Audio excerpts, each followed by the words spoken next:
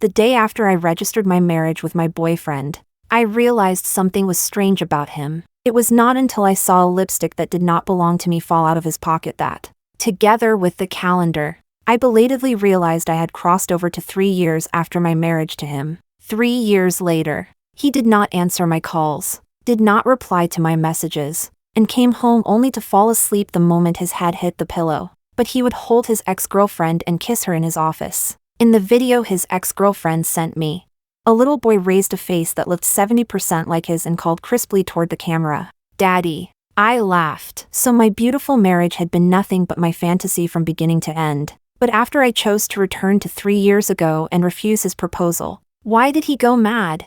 Chapter 1. When I woke up in bed, I had not yet noticed anything wrong. Joel was still sleeping beside me. Just like last night, we had registered our marriage the previous morning and fooled around until well past midnight that night. I reached out to wrap my arm around his waist, instinctively wanting to ask for a good morning kiss. But the moment my hand rested on his waist, I clearly felt his body stiffen. It was as if he was completely unused to my touch. I quickly denied that possibility. We had been in love for 10 years, and Joel loved clinging to me the most. Even if we were separated for only a few hours, he would have to hug me for a long time before he was willing to let go. Joel held my wrist and gently brushed my hand away. Then he avoided me and got out of bed, his voice somewhat unnatural. "Why did you suddenly want to hug me?" I froze and looked at him in confusion. Wasn't it always like this before? The sound of running water came from the bathroom, completely drowning out my question. At that moment, a familiar sound rang out in the room. It was Joel's phone. It was the ringtone I had recorded for him. Back then, Joel had been so busy every day that he barely had a moment to breathe, and he rarely managed to answer my calls. Joel had acted spoiled and begged me to record a voice clip. He held the phone like it was a treasure and played it over and over. When I hear my wife's voice, no matter how tired I am, I feel motivated again. I could not help teasing him. "Aren't you afraid other people will laugh at you? What's there to laugh about? I wish everyone knew how much my wife loves me." Sunlight shone through the glass and fell on the wedding photo hanging by the head of the bed. In the photo, Joel and I were smiling brightly at the camera. Below the photo, Joel hurried out of the bathroom. Without even having time to look at me, he picked up the phone. The screen flashed past before my eyes. The name on it was jumping, Amanda. I stared blankly as the corner of his clothes slipped from my fingertips. I could not help asking him, "Who is Amanda?" Joel quickly turned off the screen and paused. "No one, just a new patient. There's an emergency at the hospital, and I need to go. I'm leaving first." Joel hurriedly slammed the door and left. I reached out and picked up the coat Joel had not had time to take with him. A tube of lipstick fell out of the pocket. Looking at the bedroom that was both familiar and unfamiliar, I suddenly felt a chill rise from the soles of my feet. Chapter 2. I quickly accepted the fact that I had crossed over to 3 years later, although I had forgotten the process. Fortunately, Joel was still my husband.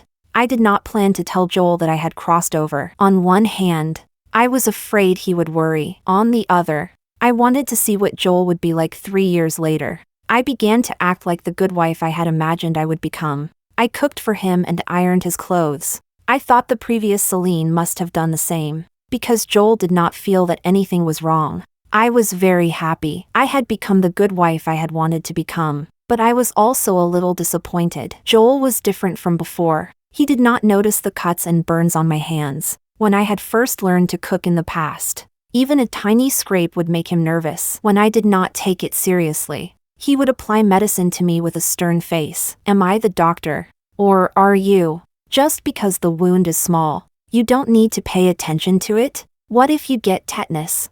But now, he spoke so much less. Not only did he no longer talk to me in the chat box, but even when he came home, he was silent and reserved. When we were at our poorest, we could not even bear to buy movie tickets. Joel bought a projector online. The two of us would nestle in bed and watch movies together. The projector, which had only cost a few dozen yuan, had low resolution and would freeze from time to time. In the gaps when the movie froze, I turned my face sideways to look at him. Light and shadow flowed across Joel's face, brightening and dimming. In that instant, I felt the peace of a ship returning to harbor. If this world was fake, At least love was real. The male lead had one line: "If I don't get to see you, then good morning, good afternoon, and good night." Joel hummed in dissatisfaction. "I would never fail to see you. Good morning, good afternoon, and good night." I'll send them separately. Now, even that was gone. I scrolled through the chat history, feeling a little lost. I remembered when we were dating, Joel would even take a photo of a cat he happened to see on the road and share it with me. Reporting his 3 meals a day was even more essential. Celine. I ate properly too. When I went out today, I saw the crabapple flowers blooming, sharing them with you. This little orange cat kept following me. It looked like it wanted to come home with me. In the photo, a little orange cat lifted its eyes and stared at the camera. While fallen petals covered the ground, it formed a sharp contrast with the stretch of green before my eyes. I continued scrolling upward, only to find that I could not scroll any further. There was only 1 year of chat history. I opened the settings, only to find that the cloud sync option was still checked. I faintly felt that during the 3 years when I had been absent, something unexpected had happened. Chapter 3. I sent Joel a message, then carried a lunchbox to the hospital to bring him food. I knew doing this looked a little like checking up on him. I promised myself that I would only do it this once, just to prove that I had been overthinking everything. I found Joel's old office with ease and opened the door, only to find myself face to face with a stranger. The young male doctor froze for a moment, then pointed outside. "Ma'am, if you're registering for treatment, please go to the left. This is the office area." I looked at the place where Joel had once sat and felt a little lost. Only then did I suddenly realize that this was already 3 years later. "I'm not here to see a doctor. I'm here to find someone." "Is Joel here?" "You're looking for Director Joel?"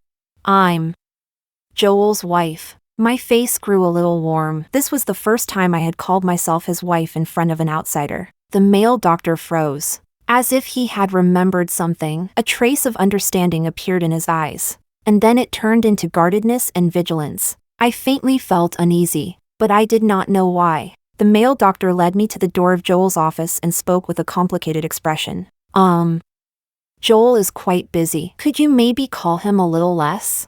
But apart from today, I had not called Joel at all. After saying that, the male doctor turned and left. His steps hurried, as if there were some terrifying beast behind him. Seeing the 5 words "Director's Office" on the door, I felt a little dazed, then became happy for Joel. I still remembered the day we got married, when he held me and swore with complete confidence, "Wife, I'll definitely work hard, get promoted and get a raise as soon as possible, and let you live a good life." Joel's office was simply designed. On the left was a bookshelf, and on the right was his desk. Clear sunlight seeped in through the gaps of the blinds. Joel must have left in a hurry, because there was still a half-finished boxed meal on the desk. I cleaned up the lunchbox and was about to throw it into the trash can when my hand stopped. The trash can was very clean. There was only a broken photo frame inside. It was a photo of me and Joel. The door opened with a click. The 2 people who entered were arm in arm, as if they had not expected there to be anyone in the room. The smile on Joel's face fell without making a sound. He protected the woman behind him. "Why are you here?" My gaze crossed past him and landed on the woman's lips behind him. The shade was Givenchy N37, the same as the tube of lipstick that had fallen out of Joel's pocket, although Joel later explained that perhaps some female colleague had accidentally put it in the wrong pocket. A woman's intuition was always unreasonable. I did not know whether it was out of venting or disbelief, but I had gone through every shade from that brand. Fortunately, my eyes were good enough that I recognized it at once today. So she was Amanda, not some sick young woman, but Amanda, Joel's ex-girlfriend. Joel had only had 2 girlfriends. One was me, and the other was her. Amanda had been his girlfriend in university. The 2 of them dated for 3 years. I heard they had originally planned to get married, but in senior year, Amanda chose to go abroad for her studies, and the 2 broke up. After Amanda went abroad, I stayed by Joel's side for 3 years and finally waited until he said, "Let's be together." When Joel and I got married, she came too. Meeting your husband's ex-girlfriend at your wedding was always a little uncomfortable, but for the sake of appearances, I said nothing. Joel noticed my discomfort and pretended to be drunk. Sneaking into the lounge to see me, he held my hand and pressed it against his heart.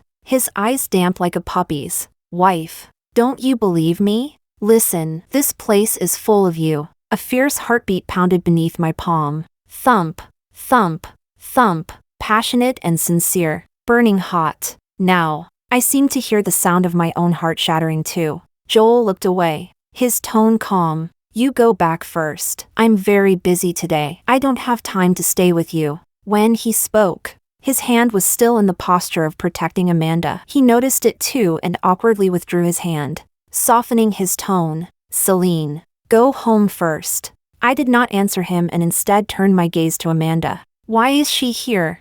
Joel frowned almost imperceptibly. Celine, I'm just helping an old classmate. I widened my eyes in disbelief. Old classmate? Do you still remember? As if he knew what I was about to say, he quickly interrupted me. What happened in the past was so long ago. Do you have to bring it up every single time? Everyone has moments when they're immature. Amanda has already apologized to me. Can't you be a little more generous? In that instant, my brain stopped working. Joel knew perfectly well why I hated Amanda. Amanda and Joel had been high school sweethearts. When they broke up, everyone knew about it. Joel waited downstairs outside her home for an entire night. But Amanda still chose to go abroad. Chapter 4. The cold wind in December had been bone-piercing. At that time, I rode my bicycle past and sent Joel, whose face was flushed with fever, to the infirmary. Back then, my heart ached for Joel, and I hated the name Amanda with a passion. When we were young, love and hatred were always blind. Even though I had never met her, because of Joel, I hated her for many years. After we got together, at one class reunion, a classmate who did not get along with Joel stirred things up and brought up Amanda. Joel took my hand and solemnly announced, I, Joel, will only marry Celine in this lifetime. On the way home, he hung on me like a koala. No matter how I tried to pull him off, I could not. He smiled foolishly. Celine, wife, I love you so much. My fingers tightly gripped the photo, and the broken glass cut into my palm. Blood dripped down my fingertips and onto the floor. Joel's gaze tightened. He snatched the photo from my hand, then hurriedly rummaged through the first aid kit. Don't you know pain? Amanda spoke in a delicate, weak voice. I'm sorry, Celine. I accidentally broke the photo. Joel said just now that it was fine, so I thought it wasn't that important. How much was it? I'll compensate you. Her tone was apologetic, but her eyes were provocative. Joel avoided my gaze and disinfected my wound bit by bit. You should go back first. Your father still needs close observation before the surgery. Amanda closed the door. The room instantly became quiet. Joel gently blew on my wound. A tumor grew in Amanda's father's abdominal cavity. She knew I'm in charge of this field now, so she came to me for help. That's all. Why didn't you tell me? I was afraid you'd misunderstand. Just like now. Joel, do you think I would let you watch another person die just because I was jealous?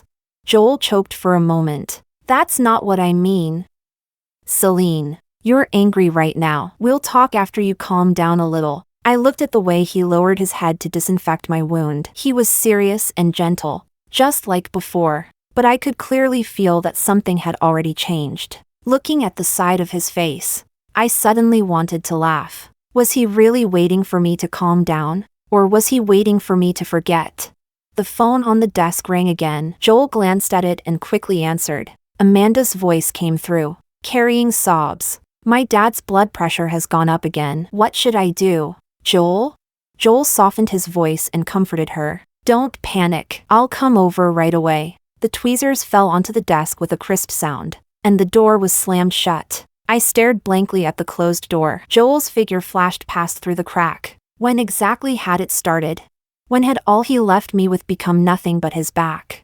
Chapter 5. Joel only remembered to explain things to me at night. Celine, what happened today isn't what you think. To me, she's only an old classmate now. Even if someone else came to me, I would help too. Joel spoke very carefully, but I kept remembering how, the moment he saw me, he reached out to protect Amanda, as if they were the intimate married couple, while I was the villain trying to tear lovers apart. Instinctive actions explained things best. Whether someone admitted something or not was not the standard. He softened his voice and coaxed me. Celine, You definitely didn't eat well tonight. What do you want to eat? I'll bring it back for you. A woman's voice rang out from the other end. Joel, Celine, wait for me. Joel's breathing hitched, and he hurriedly hung up the phone. He kept saying there was nothing between them, yet he concealed things everywhere, only making it more obvious. For a moment, I did not know whether he wanted me to believe there was nothing between them, or whether he wanted me to believe there was everything between them. I turned off the last light in the living room, then went back to the bedroom to sleep. Lying in bed, I tossed and turned, unable to fall asleep no matter what. I thought of when I had walked out of the hospital today, and two young nurses had lowered their voices while pointing at me. Look, that's the director's wife. Before, just because the director got a little close to a patient's family member, she came to the hospital to make a scene. Exactly. The director is pretty pitiful too. He's handsome and has such a good personality. How did he end up marrying a wife like that? Last time, the director himself came to apologize too. I quickly found that video online. In the footage, my hair was loose and messy, making me look almost deranged. Joel stood opposite me, while Amanda hid behind him. I watched the video several times, and my heart turned colder little by little. I could not believe that the shrew in the video was me. I also could not believe that the person standing opposite me, protecting another woman, was my husband. Joel stood opposite me from beginning to end, his eyes cold. He never explained a single word on my behalf. Looking at myself in the video, I only felt heartache. So it turned out I was still alone. Joel came back the next morning. He brought a bowl of takeout crab roe porridge. The fresh, savory smell spread through the air. It smelled better than the porridge I had made yesterday. Joel changed into a white shirt and sat across from me. His brows relaxed. Fragrance rose in thin wisps. Joel handed me the spoon, but I did not take it. I threw the blood-stained photo in front of him. You told her our photo wasn't important? Joel paused, then said dismissively, the negative is still there anyway. I'll just go print another one when I have time. It was a perfect solution, but when had something one of a kind become something that could simply be printed again? I could not help questioning him. Even if it's exactly the same, will it still be the original one? Joel frowned impatiently. It's already broken. What else do you want me to do? It's just a photo. Do you have to make such a big deal out of it? Every single time. You keep circling around these trivial little things. Do you know how exhausting my work is? Is it really just a photo? Joel, do you dare tell me where you went last night? Joel's breathing hitched. He hugged me, his voice tired. Celine, I'm really exhausted. Let's stop arguing, okay? Chapter 6. My gaze swept over Joel's sleeping face. Then I reached out for his phone. If this had been before, I absolutely would not have done this. I had always believed that relationships between people began with trust. Family, friendship, love, none of them could avoid it. A relationship without trust was like a castle in the air, shaky and fragile, and when it shattered, it would cut a person all over. But now, my trust was loosening little by little. I entered my birthday, and the screen unlocked. I opened WeChat. His pinned chat was still me, but the account with the most recent messages was not mine. His note for her was, Amanda. So the changed ringtone was no longer love, but a way to divert disaster onto me. In his colleague's eyes, the person calling him every day and occupying his rest time was his wife. Joel could not possibly have been unaware. He was simply too lazy to clarify. After all, without me as a shield, how could he explain why a married man was communicating nonstop, 24 hours a day, with a woman? So he also knew that this kind of communication had already crossed the line. I scrolled through the chat history and matched things up bit by bit. On all those nights when he said he had surgery or overtime, they had been chatting. Amanda would share the child's daily life with him. He would complain to Amanda about his colleagues. One inside joke after another that only they understood. One life photo after another from each of them. I thought of the sea of green chat bubbles between us. So it was not that he had suddenly lost the desire to share. He had simply changed the person he shared with. The vanished good mornings and good nights appeared here too. The messages were still updating. The newest one sent over was a video. In the center of the video, a chubby little boy was making a wish, while Joel lit candles beside him. Amanda's voice came from behind the camera. Happy birthday to you, happy birthday to you. The little boy blew out the candles, looked at Joel with a face full of dependence, and called out, Daddy. My gaze moved away from the phone. I lowered my head to look at Joel's sleeping face. The man's side profile was still handsome and refined, but I saw maggots writhing beneath his skin and flesh, as if something had completely rotted away. I climbed out of bed and almost stumbled into the bathroom to dry heave. Chapter 7. For several days in a row, I kept thinking about how to lay everything out with Joel. What I did not expect was that Amanda would come to find me first. Calmly, she played an audio recording. Joel's voice came clearly from it. You mean Celine? At first, I really did like her, but we dated for 10 years. Whatever was going to get boring had already gotten boring long ago. It's not like you don't know what her job is. She deals with dead people every day. Every day when I lie in the same bed with her, I always feel like there's a smell. Even getting close to her feels disgusting. Disgusting. Joel's voice echoed repeatedly beside my ears. When I had just graduated from junior college, I could not find a job. At that time, Joel was only an intern doctor, but he held me with absolute certainty. Even if you can't find a job, it doesn't matter. I'll support you for the rest of my life. He gave me immense confidence. Later, after 3 or 4 job changes across multiple workplaces, I finally got an interview opportunity. When I obtained my embalmer's certificate, Joel excitedly picked me up and spun me around. I knew my wife was the best. Tonight, let's go out and have a feast to celebrate. I had also worried whether he would have opinions about my profession. After all, it involved life and death, and some people considered it taboo. But he said, we do our best to save lives, to let people live and create more beautiful memories. But people will always die, and what you do is make their final appearance in this world beautiful and dignified. People avoid talking about life and death because it is already a heavy topic. Celine, the fact that you dare to face it shows that you are very brave. Our jobs are a little different, but in reality, we're both contributing to humanity. Looking at it this way, the two of us are a perfect match. Joel's bright smile from back then turned into Amanda's smug smile before me. You heard it, right? This is what you look like in Joel's heart. How disgusting. I did not respond to Amanda's words. My fingers tightened around the cup little by little. I could not believe those words had come from the same person's mouth. Only 3 years. How could 3 years turn someone into someone so unrecognizable?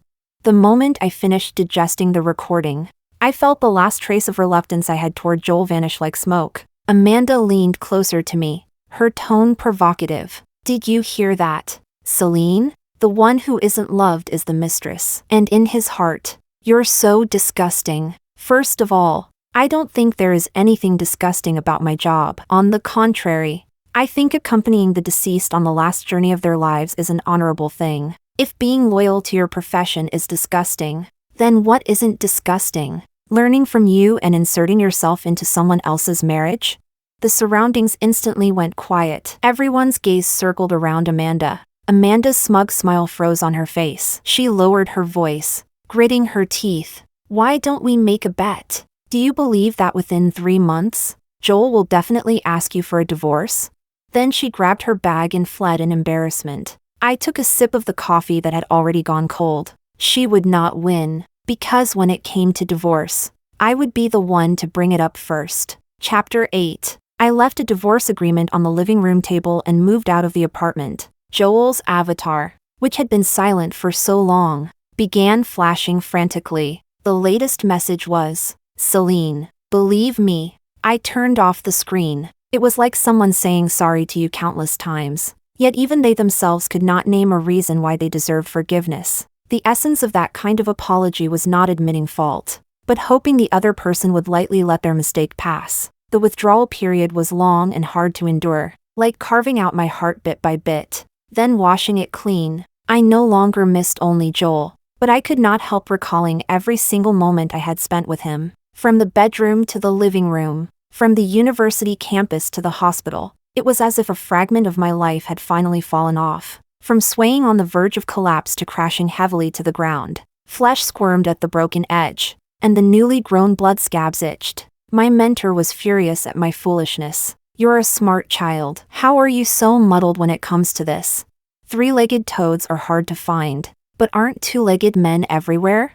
I cried with tears falling patter-patter while stitching up a body. When I changed into the third soaked mask, a faint, eerie voice came from behind me. "Stop crying, you're disturbing my eyes." I raised my head blankly and scanned the workroom. In the end, my gaze landed on the corpse in front of me, and my breathing stopped. A funeral home dealt with life and death. After all, in the past, I had also heard others talk about supernatural incidents, like the legend of the woman in red on the third floor or the little girl on the second floor. But I never thought that tonight I would become the protagonist of a ghost story too. The hand holding the tweezers trembled. I secretly glanced at the time. It was just past midnight. "Stop looking, I'm behind you." I secretly glanced backward. There was nothing there. Chapter 9. A chill crawled up from my heels. With a trembling voice, I tried to communicate. "Ghost brother, do you want paper money? I'll go back and tell your family to burn more for you."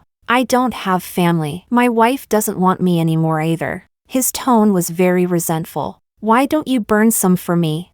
Not good. So he was here to scam money. But before he died, Ghost brother had probably suffered a pretty serious heartbreak. He felt a strong sense of sympathy toward me. We were both pitiful people who had been abandoned. Ghost brother probably defined it that way. So for the next few hours, we deeply criticized each other's partners. His evaluation of Joel was, "A man like that, if you don't divorce him, are you waiting for New Year's?"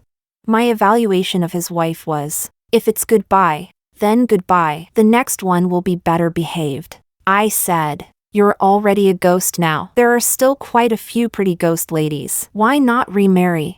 Ghost brother retorted sarcastically, "You're still alive. Why don't you kick him away and find someone new?" I fell silent too. Ghost brother spoke faintly, "Actually, going back isn't impossible." Chapter 10. After bombarding me with messages to no avail, Joel finally compromised. "Celine, let's meet tomorrow afternoon and talk about the divorce." I understood clearly. I had heard that Amanda had taken the child to find his parents. Even so, when I saw Joel, I was still a little surprised. Joel was unshaven, his eyes were bloodshot, and his exhaustion could not be hidden. He looked at me, as if finding it hard to speak. "Amanda said Lucas is my child." Before I could say anything, he hurriedly added, "Celine, I promise. I'm only marrying her to register the child's household registration. You'll understand me, right?"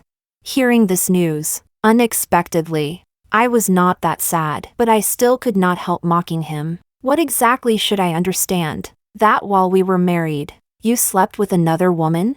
Joel avoided my gaze in embarrassment. Joel and I were both people abandoned by family. His parents were divorced, and mine were nowhere to be found. Back then, Joel's eyes had been full of starlight and sincerity. "Celine, we're not only lovers, we're family. Family forever." Ha, forever. What a fragile promise. Joel unnaturally looked away. When I went on a business trip to Country D before, that night we both got drunk, and something accidental happened. Then, as if remembering something, he explained to me, "At first, I didn't know she was pregnant." That had been 2 years ago, the second year after Joel and I got married. I had thought they were secretly lingering with each other behind my back. What I had not expected was that he had already lied to me for so long, so I was the only one who had been kept in the dark like a fool. "After we register the child, we'll remarry." Joel looked at me, his face full of guilt. At this moment, I only felt disgust. "All right." Joel looked up in astonishment. "You leave with nothing. Any objections?"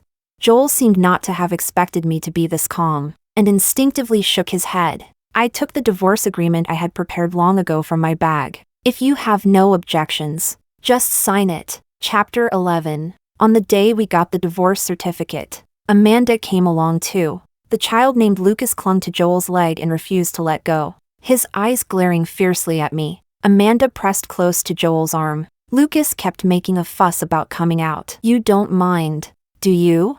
I locked the new car I had just bought and casually walked around them. "I don't mind." Joel opened his mouth, wanting to explain. I acted as if I had not seen it and walked into the Civil Affairs Bureau. The staff member probably had never seen something like this either. The way she looked at me was full of sympathy. She did not even ask the routine questions and directly stamped the documents neatly. The moment I walked out of the Civil Affairs Bureau, bright white sunlight fell before my eyes. I had never felt the road ahead was so clear. Behind me, Joel followed me step by step. The little boy hugged his leg and acted spoiled. But Joel's gaze only fell blankly on me, like an abandoned puppy. When I opened the car door, he suddenly stepped forward and grabbed the hem of my clothes, holding on tightly. "Celine, you'll wait for me, right?"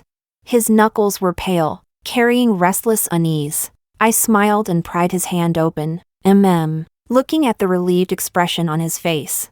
I thought that occasionally lying did not feel bad either, especially when the target was Joel. After returning to the apartment, I placed the divorce certificate where the marriage certificate had originally been and quietly waited for time to pass. Ghost Brother told me that perhaps my crossing through time had something to do with a magnetic field. If the magnetic fields were the same or opposite, then it might be possible for me to cross back. A beginning and an end. That was the divorce certificate. The other time and place conditions were all complete. The wall clock ticked and ticked, and the hour hand finally pointed to 12. In the final moment before I lost consciousness, I seemed to hear the door being slammed open. Someone called my name in panic. Chapter 12. What are you spacing out for while working?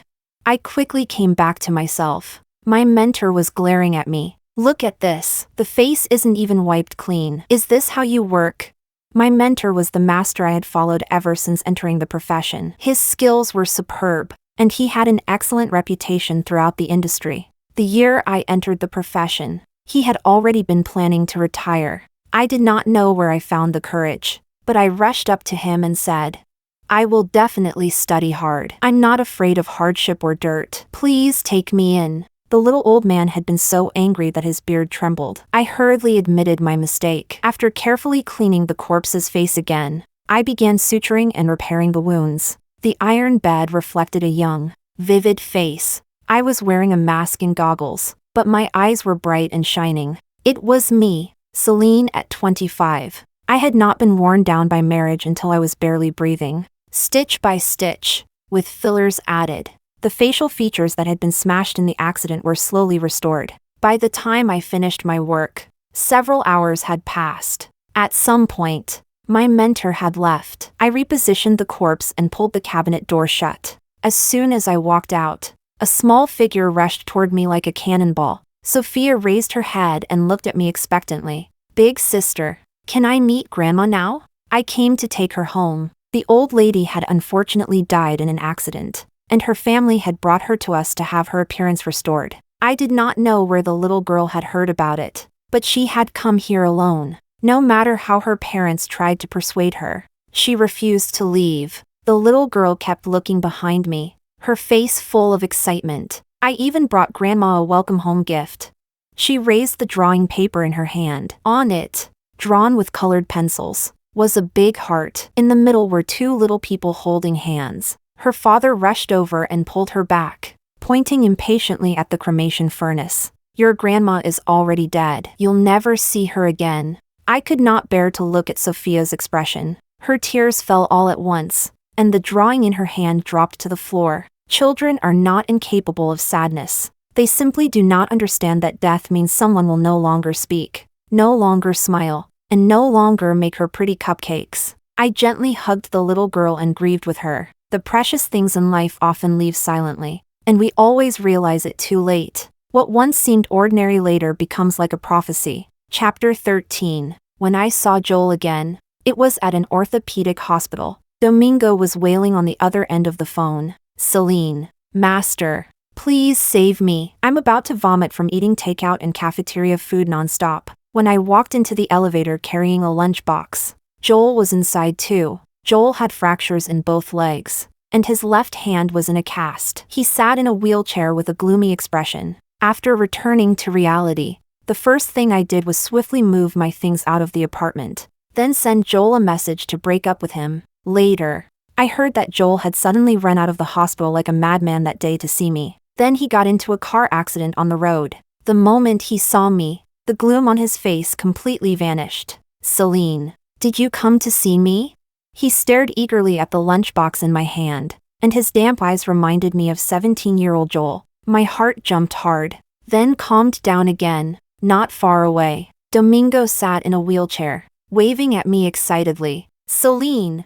I walked out of the elevator. Behind me, Joel gripped the handrail tightly, his face deathly pale. Domingo pushed the wheelchair beside me, looking like he wanted to speak but stopped himself. I smiled and comforted him instead. "It's just a breakup, not being pushed into the cremation furnace. You'd better recover quickly. I'm waiting for you to help share my workload." Carrying the empty box out, I saw Joel at the doorway again. He sat in his wheelchair, face pale, staring pitifully at the empty lunchbox in my hand. "Celine, why didn't you come see me? I want to eat the food you made too. I'm so hungry." Looking at the deliberately pitiful expression in his eyes, I suddenly laughed. "Joel, we're already divorced." "Celine, what are you talking about? We haven't even gotten married yet. How could we possibly be divorced?" His eyes were very sincere. His caregiver hurried over. "Sir, why are you running around alone?" "I'm sorry, miss. Sir's memory has been confused recently. He has forgotten many things, and sometimes he says nonsense." The caregiver apologized to me and wanted to push him back, but Joel stubbornly tugged at my sleeve. "No, I want Celine to stay with me." Like a stubborn child, expressionlessly, I pulled the corner of my clothes out of his hand and took half a step back. "Joel, you have a wife and child. You've only forgotten." Joel's expression turned panicked, and he reached out as if trying to keep me. "No, Celine, Amanda and I aren't real. The only person I love is you." His voice abruptly stopped, and his face turned paler inch by inch. His face filled with pain, regret, and despair that gradually flooded out from the depths of his eyes. The moment I saw him, I knew that the Joel in front of me had also come back from 3 years later. My gaze swept over his little finger. There was a plain ring on it. It was exactly the same as the one I had thrown away. He was trying too hard to act deeply devoted. It was far too deliberate. The cold wind howled past outside the window, stirring up the withered yellow leaves on the ground. Joel called my name in panic behind me, but he no longer dared to come closer. I had seen that expression before, when he stood on the balcony talking to Amanda on the phone. He had said, "I should have waited for you to come back." His face had worn the same expression then, regretful and panicked. Chapter 14. Ghost Brother was always very curious about my relationship problems. He asked me, "Will you forgive him?" So I asked him in return, "If your wife cheated on you and made you happily raise another man's child, would you choose to forgive her?"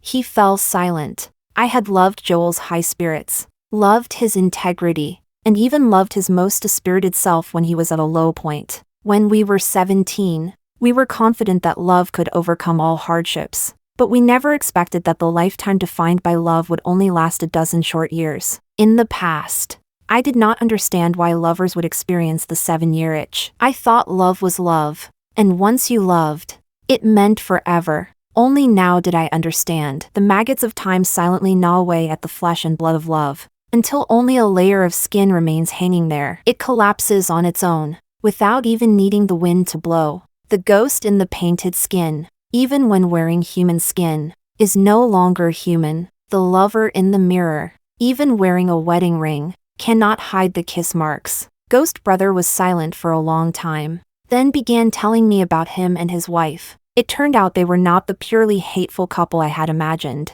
full of cheating and domestic violence. They had been very much in love. Unexpectedly, they were just like Joel and me, from campus to wedding dress. Perhaps the happiness of people in love is always similar. I could very easily put myself in the woman's perspective. I could not help sighing, and I also felt a little envious. "So you haven't reincarnated all this time because you're waiting for her?" Ghost Brother's voice was hazy and faint, yet somehow sounded a little familiar. "I also want to watch her be happy. If he had a face right now, it would surely be an expression of happiness and contentment. If it is love, then even after death, the love remains. If it is betrayal, then even while alive, the betrayal remains." The ice cubes in the glass clinked clearly, and the surroundings were completely silent. It turned out that the distance between life and death was no farther than the distance between love and not loving. Chapter 15. The body restoration work finally came to an end. After the family farewell ceremony, I personally handed the heavy urn to Sophia. The little girl wiped the redness from the corners of her eyes and accepted it solemnly. She steadily lifted the weight of a life. I remembered a movie I had once watched. It said that a person experiences 3 deaths in life. The first is physical death. The second is the death of consciousness. And the third is when the people who love you forget you. Joel had jokingly called this social death, but I knew he was only trying to lighten the mood. After all, we both knew how heavy the topic of death was. Joel smiled and pulled me into his arms. Then when the time comes, I'll leave after you. Every year, I'll say I love Celine 1,000 times. Even if I get Alzheimer's and forget that I'm Joel, I won't forget that I love Celine. When I got off work and went home, I saw Joel at the entrance, someone I had not seen in a long time. When he saw me, his eyes quickly lit up, but after hesitating for a long time, he still did not dare come closer. He only stared eagerly as I walked near. He took a red velvet box from his pocket and opened it as if presenting a treasure. Inside was a diamond ring. Joel knelt on one knee. Celine, marry me again, okay? His eyes were full of hope, as if all the betrayals had never happened. In your eyes, is sleeping with someone else something that can be forgiven? If it is, then why should I believe that you won't make the same mistake a second or third time? If it isn't, then what right do you have to ask me to forgive you? Joel, you said it yourself. When something is broken, it's broken, but I never truly thought about leaving you. I stepped back twice, finding it absurd. What kind of confidence made him think that no matter what, I would never leave? I could not help asking him back. You mean that when you neglected me, cheated, had a child with someone else, and even divorced me, you never actually thought about leaving me? Joel's breathing stopped. It seemed even he realized how ridiculous that was. He choked up and reached for my hand. I was wrong beyond belief. I'm a bastard. But Celine, he choked for a moment. For the sake of the past, give me one more chance. Just pity me, okay? Now nothing has happened yet. There's no Amanda, no Lucas. Everything is still in time. His tone was urgent. Can we start over? I looked deeply at the person before me. This man begging bitterly. I only felt sorrow. I had once loved him sincerely, and I had once hated him sincerely too. I hated him for being able to betray our marriage and love so easily, leaving me alone to struggle in that relationship. I hated that he had become unrecognizable, making me unable to face him. But when I counted through the memories carefully, I also forgave him. The person he once was had truly loved me, and the person I once was had truly loved him too. Love canceled itself out within the memories, so I no longer hated him. I lowered my eyes and quietly looked at him. But I can't. Chapter 16. The light in Joel's eyes was like a dying candle in the wind. It flickered twice, then suddenly went out. I turned and opened the door. Behind me, Joel's voice was hoarse. These days, I've thought a lot, but I still can't understand why I did so many stupid things. At first, when I agreed to help Amanda, it really was only because I wanted a promotion. I didn't want to be like back then, making you wait outside the door. Celine, do you know how happy I was the day I realized everything had started over? And later, when I received your breakup message, that was how afraid I became. But I didn't dare admit it. I lied to myself and said that I must have made you unhappy. Everything was still in time. Joel's voice grew lower and lower. He covered his face and whimpered in pain. So, I really did lose you. I silently closed my eyes. While sorting through my things, I found a pregnancy report in the drawer. Joel and I had once had a child, in the 3rd month after our wedding. But that day, Joel suddenly had to work overtime. When I went downstairs to buy toilet paper, I was knocked down by a car on the roadside. Although I was taken to the hospital in time, the child was still gone. The child could originally have been saved. But that night, another pregnant woman went into labor. She was the wife of some high-ranking official. From outside the door came Joel's suppressed sobs. He covered his face, and large patches of wetness seeped through the gaps between his fingers. I closed the door and did not look at him again. When a road has been walked too far, if you refuse to look back, you will forget where it began. Chapter 17. Later, I heard that Joel resigned. I heard that he sold his house and car and donated everything to charity. When someone went to ask him about it, he only said calmly, "I am guilty." After that, he disappeared from my life completely. A few years later, Domingo and I received a newly delivered body in the workroom. Domingo was holding the file and reading aloud. Male, 27 years old. The black body bag was still stained with water, carrying a damp, faintly rotten smell.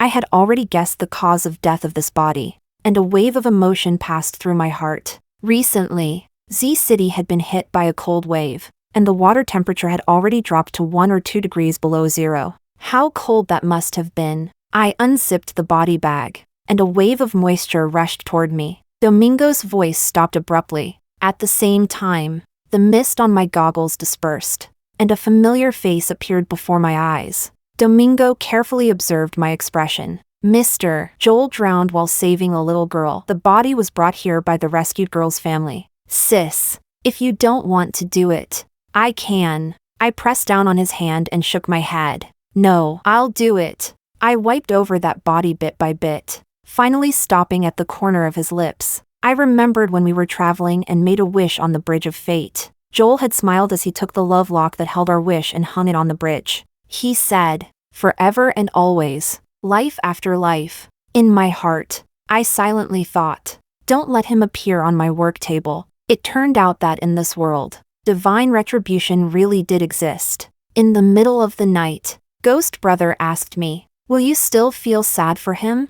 I impatiently pulled my coat over my head and sank into sleep. In a daze, I heard him say, "Celine, I'm sorry." After Joel's funeral, once the first 7 days after his death passed, Ghost Brother disappeared. I remembered the final day before we parted. That day had been incredibly lucky. I won the lottery, got a second ice cream free when buying one, and even had my meal waived. Ghost Brother shyly said happy birthday to me. I asked him why he was so good to me. "Because you deserve it. Your future should be like this, open, bright, and honest. If someone doesn't like you in the future, then that's his problem. Don't like him again. And don't forgive him again. Celine, you'll keep being lucky. You deserve every beautiful thing in the world. If I can't see you, then I wish you good morning, good afternoon, and good night." Tears fell drop by drop, and I could not help smiling. So his blessing had been here all along.